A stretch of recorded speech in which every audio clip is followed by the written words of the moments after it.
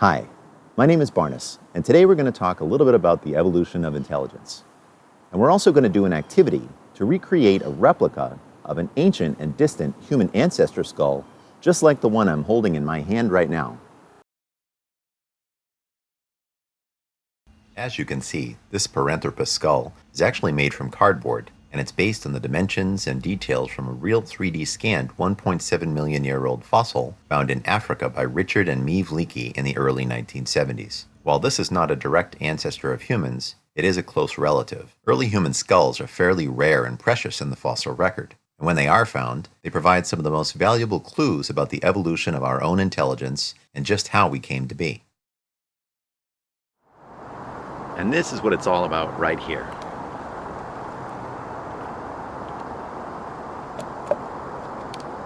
Through studying the spaces inside the fossil skull cavities, we can determine the relative sizes of our ancestors' brains and how they increased over time. Note here that monkeys have brains that are only 100 or a few hundred cc's in volume, while humans have over 1,500 cc's. Well, along with our brain sizes, our intelligence has also increased over time, and according to this graph, most of these changes have occurred within the last 1 million years. But is it just brain size that has made us more intelligent, or even brain-to-body size ratio? Well, if that were the case, we would be as smart as mice, because we share similar brain-to-body mass ratios of about 1 to 40. Or maybe you might think large animals like elephants and whales have an advantage because they're so large, and their brains are so much bigger than those of humans. In fact, sperm whales have brains that are 5 times larger than humans, weighing in at over 18 pounds. But there's a lot more to intelligence than just size. There are also a number of other things like cortical convolutions and types of brain cells, otherwise known as neurons, and other factors at the microscopic level that influence how we learn and adapt to new environments. But now, let's talk about how you can make your own fossil human ancestor skull replica at home.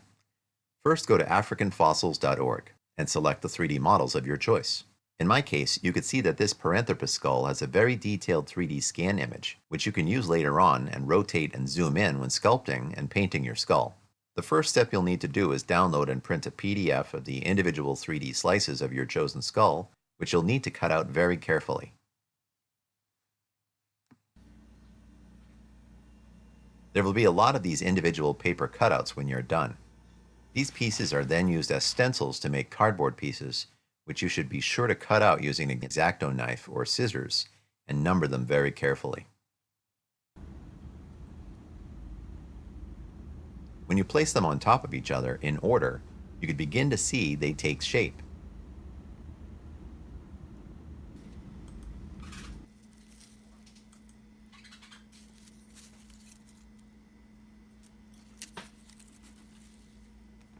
You can use pretty much any type of glue you like, but I prefer hot glue, since it allows for quick setting of the pieces, and you can always rework them if needed.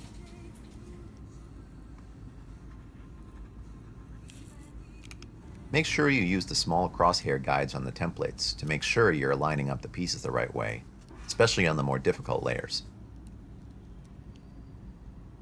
And when that step is done, you will have something that begins to resemble a human skull.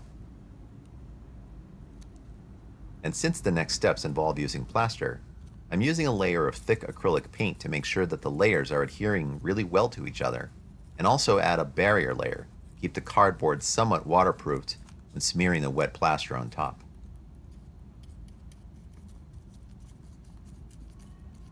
After the paint completely dried, you can see here that I've got a fairly wet mixture of plaster of Paris, which I'm pressing into all the nooks and crannies of the skull to ensure that this will be a very solid piece when it's done. This is just the first layer, so it doesn't have to be quite perfect.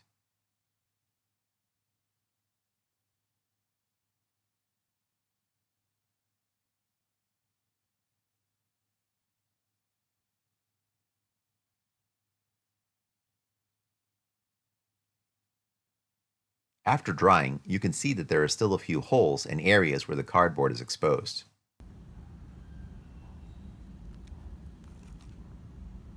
Just the one. But after applying another layer of plaster by hand, you could see that it's not too hard to fill in all the holes and do a little sculpting to make sure that you have a shape that matches the original as closely as possible.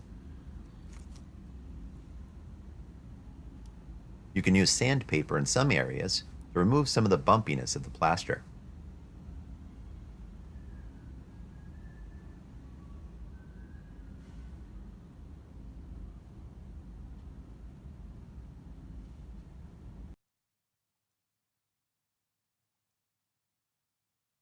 Here I'm using a fairly wet mixture of acrylic paint to make sure that the color is able to penetrate very deeply into the surface of the plaster.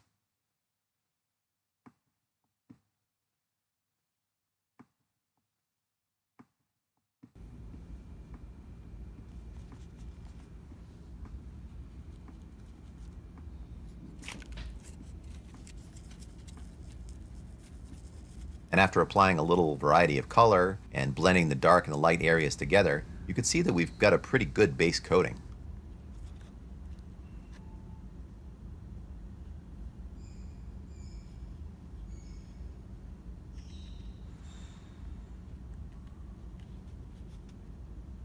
Highlights and accents can be added on top to make it look more realistic.